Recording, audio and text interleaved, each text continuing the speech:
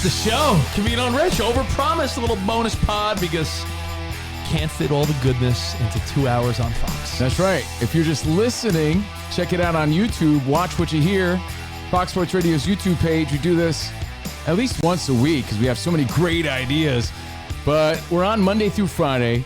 Fox Sports Radio, 2 to 4 on the West, 5 to 7 on the East. Steve Covino, Rich Davis. Hey. World Series in the rear view. Election in the rear view. So now it's all about like NFL. And tonight we got a good game. And I feel like I got the best pick for tonight. So we'll get to that in a little bit. The best. The pick that can't be beat. You said it's in the rear view. Yeah. You're acting like Donald Trump. There he is, Dickie Trump, everybody. Best pick. And by the way, this isn't just any Overpromised. It's episode 69. Okay, Ronnie. Yeah. So aside from Rich's picks, we also got to talk bombshells. Ooh. All right. Sex pots, pinup girls. We'll explain. But Sex first and pots. first, mostly, we're 8 days away, bro. I know. I can't wait. Mike Tyson, Jake Paul. As Mike keeps saying, new date, same fate. Yeah. I mean, what a day. New Linkin Park comes out from zero. We got Cobra Kai. The season finale continues. Yeah. And Mike Tyson, Jake Paul. Yeah. Let's go. I'm a ferocious animal. I just had to double check the date. It's Friday, the 15th of November. That'll Yes. be when all that goes down. And you and I are going to be together hanging in Miami with some of our buds, a little bros weekend. So that'll be a really fun time. It's going to be great. We're super pumped about it. We're going to talk about expectations in a minute, but it makes us think of memorable spectacles, kind of like these. What do you think? No, those are good ones. My MC Hammer bad boys. Uh-oh. Look at my eyes, man. Memorable spectacles, because we're hoping that this one goes down in history as the best, okay? Now, when we say memorable spectacles, what comes to mind? I'm talking like... Chris Sabo. no. Oh, no, that's spectacles. I'm sorry. talking like Apollo Creed Drago. It's supposed to be an exhibition. There's some good ones. Now, fights, most of them. But do you remember when Michael Phelps raced a shark? Did I dream that, or did that really happen? I remember the promotion leading up to it. I don't remember watching it, though. That's my truth. Which is why I think I dreamt it. Yeah, did it ever happen? No, I'm pretty sure he did. He raced something, like a stingray or something. No, it was a shark. I can't tell. Is this a real image? Yeah, you know what? Has to be. Has to be. Because when I search Phelps races shark, this is what comes up. Maybe I did dream it. But I'll tell you what I didn't dream. Barstool. Yes. They did an event, and I remember Portnoy saying, like, yo, he took a dive. Jose Canseco got paid $50,000 to last, I believe, 2 seconds against Billy Football, a 22-year-old intern. This is ridiculous, too, because Jose Canseco growing up, Mastodon, 40-40 club, just a beastodon of a baseball player, juiced up, roided out. He had his cool Jose Canseco 90s haircut. We've met him in person. He's a gigantic guy. I mean, did that fight go so bad that he lost his sideburns? Seriously. Oh, wait, no, he never had sideburns. I'm sorry. Knocked his negative burns right off, his hide burns. But you think this guy's going to step up and beat Billy Football? No, that's not what happened. Billy Football beat his ass. So he lost a spectacle to a Barstool intern. Not necessarily that memorable, but it's in recent history. And I think of it, right comes here. to mind. What else you got? I think the king of them all, one of the best ones ever. I remember you and I were in Vegas. It was a hot ticket. Ooh, it was. It was one of the biggest events because two worlds collide, rival nations. Two worlds meaning a UFC superstar and a boxing superstar. When Mayweather fought McGregor, I found that to be really intriguing, and I feel like it lived up to the hype, man. If McGregor didn't get winded, because he didn't have the conditioning of a boxer, he was in that fight. He looked good, man. Or was Floyd just toying with him? You could say that, but it was still exciting either way. I remember the vibe of Las Vegas Boulevard, and people were in their Irish flags, and then all Mayweather's fans were battling it out. Like, that was a good fan experience. That was a fun time. It was a good one, and it opened the doors to a lot of these other spectacles. And it was way better than Evander Holyfield, Vito Belfort, which was ridiculous. I think he lasted a few seconds, TKO in the first round, just embarrassing. You know what I remember from the McGregor Mayweather? We interviewed his uncle, and he kept calling him Mikana. No, it was his dad. It was his dad, Mayweather Sr.? Why did I think it was his uncle? Rest in peace, Roger. It was Floyd Mayweather Sr. He was like, yeah, McConnor. He kept calling him McConnor. McConnor, not McGregor. Yeah. McConnor. So funny, man. That was a big one, though. That was a great, great fight. And like I said, the doors went flying open. And we saw the Tysons, Roy Joneses. That was actually a decent fight, but an exhibition, right? I think Tyson later said, like, I wasn't really trying to knock him out, but I think he will try to knock out Jake Paul. He's a wonderful man. He's the great champion. You know, so yeah, he has a different mentality in that fight. It's more for fun, but they were going at it. But one of the most memorable, you mentioned how Michael Phelps in a shark feels like a dream. Yeah. As a kid growing up, you always heard the legend of the Bayonne Bleeder. I'm from New Jersey, right? The Bayonne Bleeder was Chuck Wepner, who fought Muhammad Ali. Kind of how Apollo Creed handpicked Rocky Balboa. Absolutely. You know, it was based on Muhammad Ali picking out Chuck Wepner, who was just like a bar brawler type of fighter. But he had a reputation because he fought. Years later, he fought a bear. Twice. Bear. I think it was Victor the bear. It was two different versions of the bear. And you're like, what? As a kid, you're like, he fought a bear? Wait, was it a circus bear with a tutu on? No, it was Victor the wrestling bear. This is a real photo. Yeah. This is not a rendering. So what happened was, Look at this. the bear whooped his ass twice. It was like a muzzled, declawed bear, but it was like a famous wrestling bear. The bear actually whooped his ass 2 times, pinned him twice, 2 different bears. But Chuck Wepner did fight a bear later in his career. So, you know, these are some memorable spectacles, like my MC Hammer bad boys I'm wearing right now. Really nice. And that leads us to the one that everyone's excited for and our expectations. Can I give an honorable mention? Yeah, sure. It's not a guy we know, but Yeah. do you remember that video of the dude that was boxing a kangaroo? Oh, that was great. He was trying to protect his dog. His dog, and all of a sudden he just squares up with the kangaroo. Dude, I love that clip. That is the coolest clip. And the kangaroo's ripped, remember? Yeah. He's like, what? Yeah. No, the kangaroo had his dog in a headlock. Remember? He's like, and Like he was Robin Ventura with Nolan Ryan. And then the dog tags his owner, and the owner comes out, and he's like, is this it? No, that's not it. Not the other way Is it? around. It might be. Oh, wait. Yeah. Dude, this is great. Maybe these spectacals aren't working that good. Yeah, I was didn't going to say, you recognize. There it is. doubt Spot's video? Yeah, Oh, look look at at this. Oh, it squares up. Oh! Hits him with a right. Yo, Jim Lampley called that, I think. Let me tell you, there were people that were mad, like, how dare he hit Well, a we're not kangaroo, sure but the what's going kangaroo on. went after his dog. That's my dog right there. Yo, that's brave right there. All right, so other spectacles.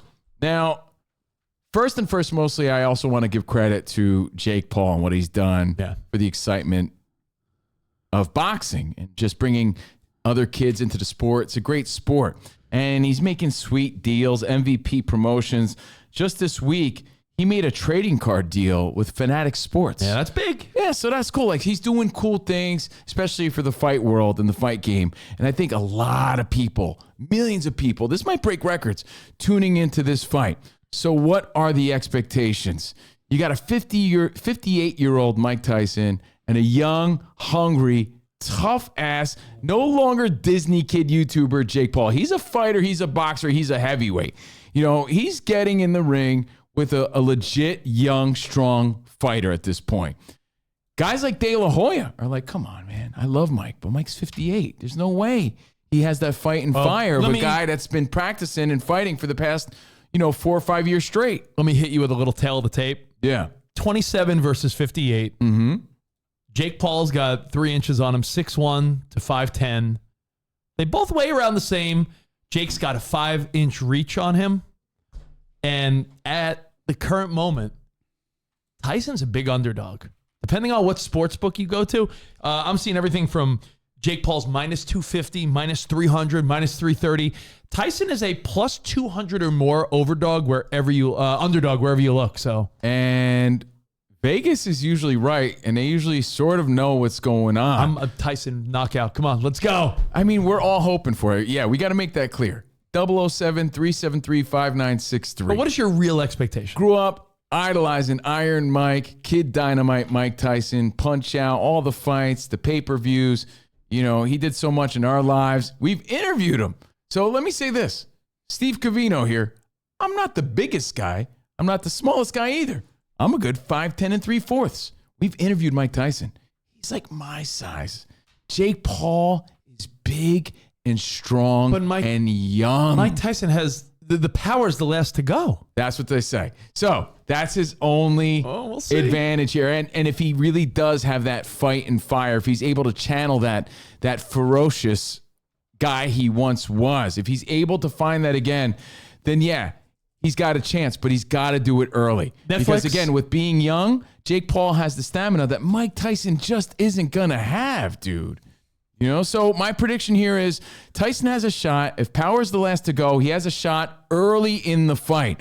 If it goes too far and deep into the fight, if Jake Paul, believe it or not, takes Tyson into the deep waters, he has an age advantage. Father Time wins in this case, not necessarily Jake Paul. Spot, what was that article you pulled up? What did Lennox Lewis? Lennox Lewis is warning Jake Paul that, you know, only a few people have knocked out Tyson, and he knows how to throw big body shots. Tyson does. So you better watch out. Dude, I hope so. We all want that. That's our Uncle Mike at this point, right? Yeah. We grew up watching this guy, and we don't want to see him lose. When you see him lose or get knocked out, it's like our childhood gets knocked out. Uncle Mike. There's my guy. I hope you guys are rooting for me. Hey, what's up, Covino and Rich? Look at my stems. So my prediction is an unfortunately negative one toward Mike. I think Jake Paul wins this fight. Mike Tyson in the fourth.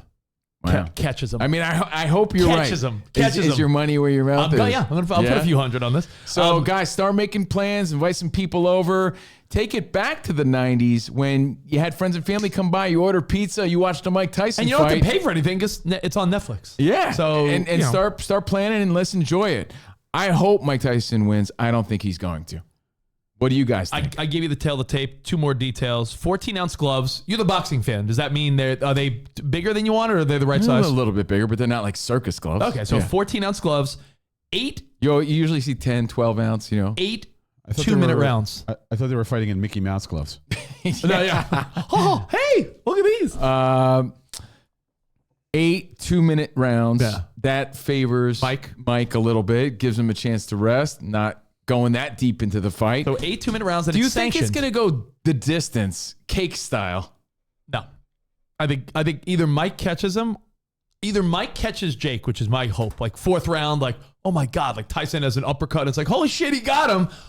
Or I think after like the 4th or 5th round, Mike tires out and he's like, I give up or something sad. Oh, he can't do that. Oh, something sad. Can't do that. So we shall see. But I do appreciate these spectacles and these spectacles. It brings fun to boxing. I prefer legitimate fights, but if we can have fun watching fights like this, I'm all for it too. I don't. What do you mean? You rather watch a legitimate fight than this? I prefer if it was like Canelo we're gonna be with like 5 of our old school pals. Yeah, we're gonna have a great time. You rather that night be like a Canelo fight? I'm saying there's a lot of great fights that matter, right? But so I could still appreciate that, but I still like a good spectacle and a good fun exhibition or whatever you want to call this. This is a real fight, but it just doesn't matter in the big picture of things. It's just a lot of emotions and heart on the line. Let's go Mike Tyson. Let's go Uncle Mike. I'm rooting for him. I just don't see him winning.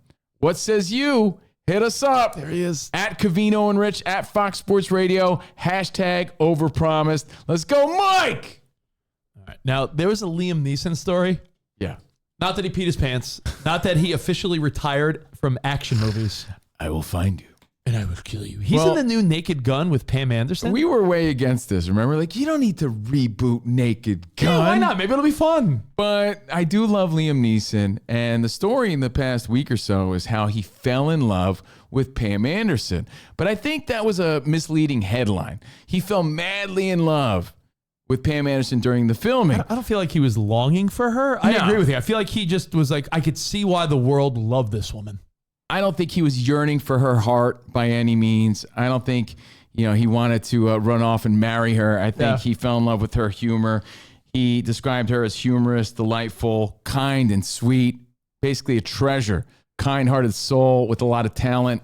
And he loved working with her, loved her as a person.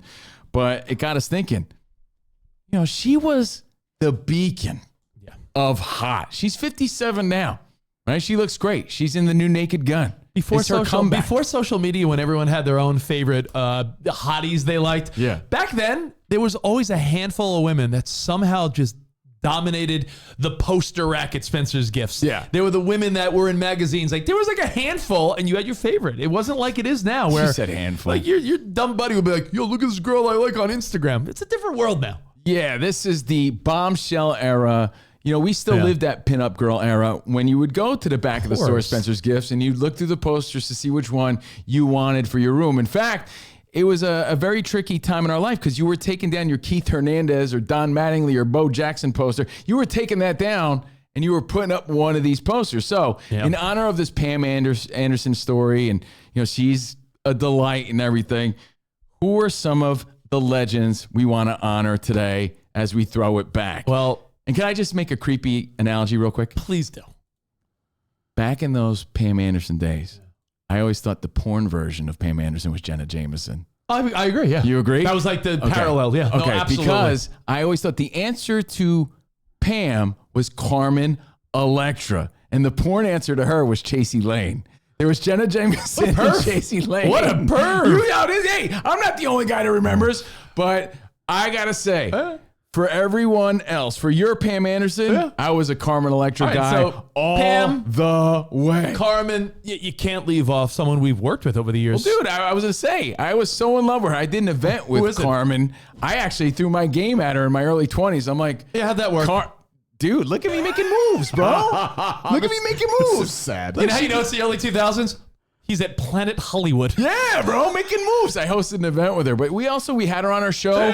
And guys, I got to tell you, in person, just as beautiful, and she still looks good, man. Carmen Electra, singled out days. Look, there we are at SiriusXM. Wow. Just gorgeous. So I feel like there was Nirvana guys and Pearl Jam guys. There was Pam Anderson guys and Carmen Electra guys. I was more of a Pam Anderson I was a guy. Carmen Electra, still a Carmen But you know Electra. what? To keep it rolling, rolling. Let's go to Jenny McCarthy. Are we forgetting the moment where she was everything? Well, speaking of singled out, yeah. Wow. And Jenny you know what? McCarthy. My girlfriend, Jordan with the Y, she said she went to a recent taping of The Masked Singer or something like that, and she saw her. And we used to work with Jenny, just haven't seen her in years. Yeah. But my girlfriend came back and she's like, she looks phenomenal. Like, she still looks gorgeous. So she's still holding up nice. And yeah, she was gorgeous, still is gorgeous. Good for Donnie Wahlberg. Look at us in the early 2000s, bro. Look at that. Look at my hair. How about this one? Look at my side poke. Look at us. But yeah, we had the privilege of working with her, and she was always super cool and super fun. But she was definitely one of the top pinup girls of our lifetime for sure, Jenny McCarthy. You know who comes to mind as far as pinup girls for sure? Everybody loved her. Kathy Ireland. Yeah. And like, that's all she sort of was, really. Yeah, I don't remember her from anything else, Right? except Like- Spencer's Gifts. But she took off from what? Sports Illustrated? Like swimsuit issues, right? And then, bam, everybody loved Kathy Ireland for a minute. And there's an answer here that I only saw in the form of Spencer's Gifts, Yeah. because I don't know what they did other than this.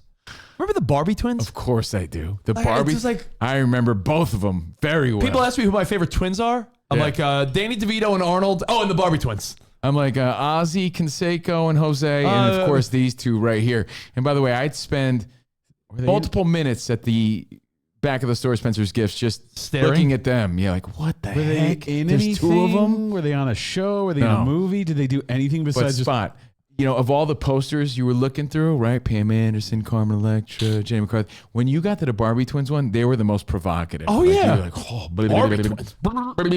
yeah. It was, Well, they're in their 60s now, so. and for our generation, right?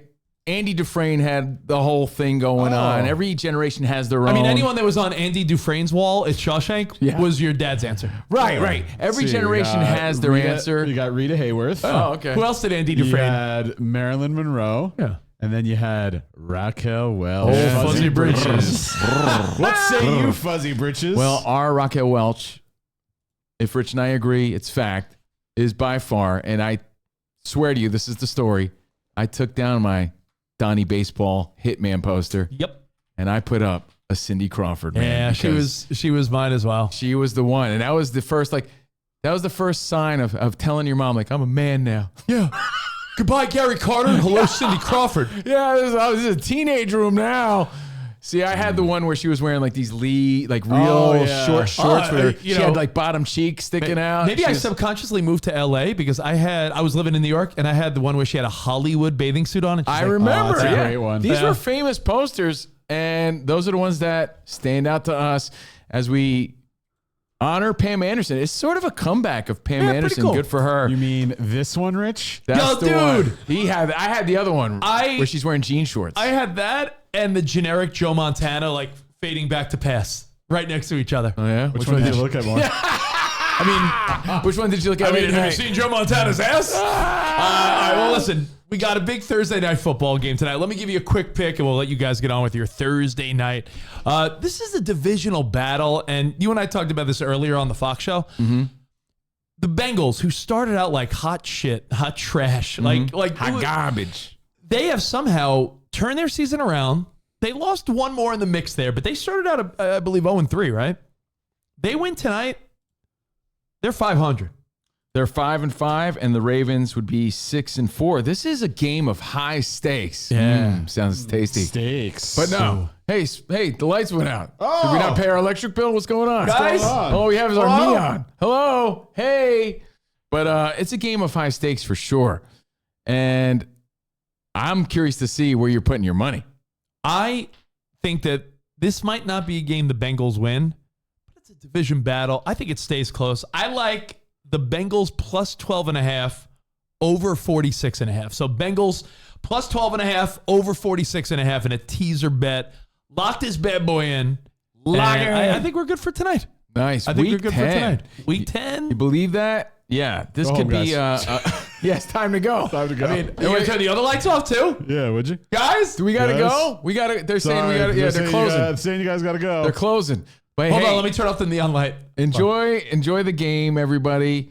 A game of high stakes. This is a statement game, to say the least. You could have the Bengals at 5-5, the Ravens at 6-4 by the end of the night.